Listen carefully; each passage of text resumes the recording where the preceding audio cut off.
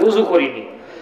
একজন লোক সুদের টাকা, ঘুষের টাকা, মেয়ের হক মারা টাকা, বুনির হক মারা টাকা, এতিমের হক মারা টাকা দিয়ে হজ করে নামের আগে হাসি লাগাতে জোরে বলেন। একজন রোজা না থেকে আসরের আগে মিশা করতে করতে মসজিদে যে রোজাদার সাজতে পারে। কিছু কম্বল আর কিছু লেপ শাড়ি কিনে নিয়ে এসে মানুষকে দিল, দানবীর নাম লাগাই দিল, হইতে পারে। কিছু টাকা পয়সা মানুষকে জাকাত দিয়া জাকাত দানকারী সাজতে পারে। কিন্তু একটি কাজ আল্লাহ তাআলা যদি কবুল না করে কখনোই সম্ভব নয়, সাজা যায় না। সেটা কি? সেটা হলো বিশ্বনবী সাল্লাল্লাহু আলাইহি ওয়াসাল্লাম বলছেন, ইসলামী আন্দোলনের কর্মী ইচ্ছে করলে হওয়া যায় না, সাজা যায় না, এটা আল্লাহর পক্ষ থেকে কবুল হওয়া লাগে। সুবহানাল্লাহ, একটু জোরে বলেন সুবহানাল্লাহ। এবার আল্লাহ বলছেন এ ব্যাপারে, আল্লাহ রাব্বুল আলামিন বলেন, ওয়াজতাবাকুম ওয়া মা জাআলা আলাইকুম ফিদ্দীনি মিন হারাজ। একবার জোরে জোরে বলা যাবে কি আল্লাহু আকবার। চিত্রকোপরেখিবাসী, আপনারা আমার ব্যাপারে ভালো করে জানেন, আমি আপনাদের ব্যাপারে ভালো করে জানি। এই বেলকুচির মানুষ ইসলাম, কোরআন, আল্লাহ রসুলের আদর্শ প্রতিষ্ঠার জন্য আপোষহীন ভাবে 17 বছর চলেছে, এখনো চলছে। কথা কম ঠিক কিনা? সুতরাং কোরআন তেলাওয়াত শেষে হাতের ইশারা দেব, যখন হাত দুটো মালিকের দিকে উত্তোলন করে আল্লাহু আকবার বলা লাগবে, তখন বলতে পারবেন তো? বলেন আল্লাহু আকবার। নারে তাকবীর, লিল্লাহি তাকবীর, নারায়ে তাকবীর। আবু বকর, ওমর, আলী কোথায় সে উসমান? তোমাদেরকে ডাকছে আবার যুদ্ধের ময়দান, তোমাদেরকে ডাকছে আবার ঢাকার ময়দান। লিল্লাহি তাকবীর, নারায়ে তাকবীর। কোথায় খালিদ, কোথায় ওলিদ? আবার এসো ফিরে, লাখ জনতা জড়ো তোমাদের এই দলে। কোথায় খালিদ, কোথায় ওলিদ? আবার এসো ফিরে, লাখ জনতা জড়ো তোমাদের এই দলে। সে দেখাও দেওয়াই, সে দেখাও দেওয়াই, শহীদে যে দন্দান। তোমাদেরকে ডাকছে আবার যুদ্ধের ময়দান, তোমাদেরকে ডাকছে আবার বর্ডারের ময়দান। খন্দকের যোদ্ধারা কই গেলে, আমরা আবার যুদ্ধে যাব তোমাদেরকে পেলে। জোরে করামের অহদগদের খন্দকের যোদ্ধারা কই গেলে, আমরা আবার যুদ্ধে যাব তোমাদেরকে পেলে। দিন কায়েমে আলোর মশাল, দিন কায়েমে আলোর মশাল, দিন কায়েমে আলোর মশাল তোমাদেরই দান। তোমাদেরকে ডাকছে আবার যুদ্ধের ময়দান, তোমাদেরকে ডাকছে আবার ঢাকার ময়দান।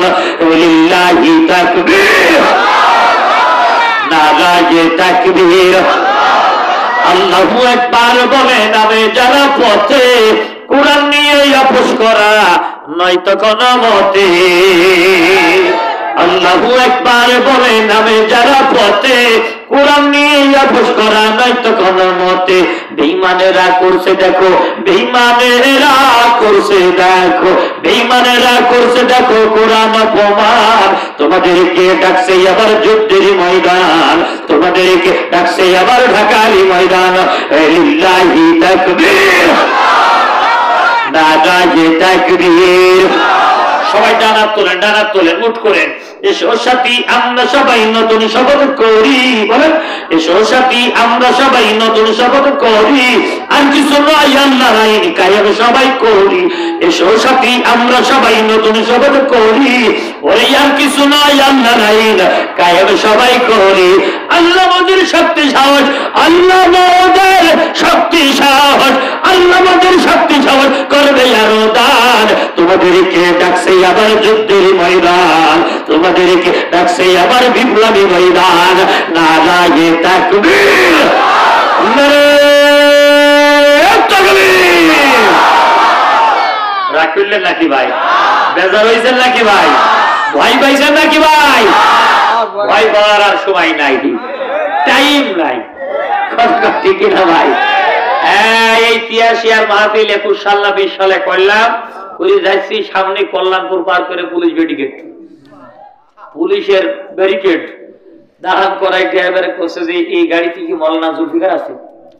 আমার ড্রাইভার খুব চালাক, বলছে না ওই হুজুরি গাড়িতে দেখলাম ওই দিক তো ছিল। আমার বলতে এই হুজুরির নাম কি? আমি বললাম আমার নাম দিদারুল ইসলাম। তুই একজন আর একজন বলতে এইটাই নাই সে হুজুর। আমার তো বাড়ি কনে? আল্লাহ বাড়ি সাফাই নবাবগঞ্জ। বলতে হুজুর মিথ্যা কথা কইলেন? 3 জায়গা মিথ্যা কথা বলা জায়েজ আছে। 1 নম্বর যান বাঁচানোর বেলায় মিথ্যা কথা বলা জায়েজ আছে। 2 নম্বর দুইজনের মিল করিয়ে দেওয়ার জন্য, একজন আমার সাথে আব্দুর রহিম ভাই যদি গন্ডগোল থাকে, আর একজন মুমিন ভাই দায়িত্ব হলো ভাইয়ের সাথে আমাকে মিশাইয়ে দেওয়ার জন্য মিথ্যা কথা বলা জায়েজ আছে। সেটা আবার কেমন? আমাকে বলো হ্যাঁ আব্দুর রহমান তোমার জন্য কাঁদছিল, আবার আব্দুর রহমানকে বলো যে হ্যাঁ মাওলানা জুলফিকার তোমাকে খুঁজছিল। এই কথা বলে দুজনের মিল করাই দাও, মিথ্যা কথা বলা জায়েজ আছে। 3 নম্বর বলবো না থাকবে, বলে দিলি ঝামেলা না, আর লাগবে না, থাক থাক, আর লাগবে। আমার বালিশ সুবহানাল্লাহ, আমার গাড়ির বালিশ গাড়িতে ছয়শো রাত্রি আমার লাগে ভাই। দেখছেন এই গ্রামে বালিশ আর নেই। এদিন তো এলাকা আসলে 2 গুণ দিয়ে আসবো বালিশ। আচ্ছা আমার সম্মানিত ভাইয়েরা আমার, 3 নম্বর মিথ্যা কথা বলা জায়েজ। বিশ্বনবী সাল্লাল্লাহু আলাইহি সাল্লাম বলছেন স্বামী স্ত্রীর কাছে মিথ্যা কথা বলতে পারবে। সেটা আবার কেমন? রাসূল সাল্লাল্লাহু আলাইহি সাল্লাম বলছেন এইজন তাকাইছে, শাড়ি কিনেছেন 1000 টাকা দিয়ে, বললে পছন্দ করবে না, বলবেন 10,000 দিয়ে কিনছি, খুব পছন্দ করবে। তো 7 দিন পরে বাড়ি গেছি, তো যাওয়ার সময় 6টা জিনিস কিনেছি, কানের দুল, হাতের বালা, নাকের ফুল, আর গলার মালা, 6-7টা মতো কিনছি, 3 পিস কিনছি, একটা শাড়ি কিনছি, একটা বিছানার চাদর কিনছি, এরকম করে কিনছি। নিয়ে যাওয়ার পরে সর্বমোট 2300 টাকা দিয়ে কিনেছি মাত্র। কয় টাকা দিয়ে? 2300 টাকা নিয়ে গেছি। গেছে কয় টাকা নিয়েছিল? 23,000 নিয়েছে। কয় হাজার? খুব খুশি, কি যে যত্ন করেছে ভাই। একদিন বাড়ি ছিলাম, সারা দিন কি লাগবে আমার, ঠান্ডা পানি কোনো খাই দিইনি, অন্যদিন গরম পানি চাইয়ে পাইনি, আর ওই দিন গরম পানি নিয়ে দাঁড়িয়ে গেছে। আর গেছি রাত 3টে, সারা রাত ফজর আজান পর্যন্ত পার্টি দিয়েছে। হ্যাঁ, বিশ্বনবী সাল্লাল্লাহু আলাইহি সাল্লাম তো মহাবিজ্ঞানীদের বিজ্ঞানী। আল্লাহ রসুলকে আল্লাহ হিকমত দিয়েছে, প্রজ্ঞা দিয়েছে। সুবহানাল্লাহ। 63 বছর জিন্দেগিতে এমন কোন বিষয় নাই যা রাসূলুল্লাহ জীবদ্দশায় পাওয়া যায় না। সুবহানাল্লাহ। দুনিয়া থেকে শুরু করে কবর পর্যন্ত যা যা দরকার সবকিছু আছে আমার নবীর মধ্যে। কথা ঠিক না? এজন্য আজকে স্ত্রীদের কাছে বেশি কথা বলবেন নাকি? না, সব স্ত্রীর কাছে বলা লাগে না, একটু মাঝে মাঝে বলবেন, খুশি হবে, ওরা যত্নও করবে আপনাকে। সম্মানিত ভাইয়েরা আমার, যে কথা বলতেছিলাম, কোরআন তেলাওয়াত শেষে হাতের ইশারা দেব, যখন হাত দুটো তুলে আল্লাহু আকবার বলবেন, তখন আল্লাহ রাব্বুল আলামিন বলেন ওয়াজিতাবাকুম ওয়া মা জাআলা আলাইকুম ফিদ-দীনি মিন হারাজ। জোরে জোরে বলেন আল্লাহু আকবার। কথা কার?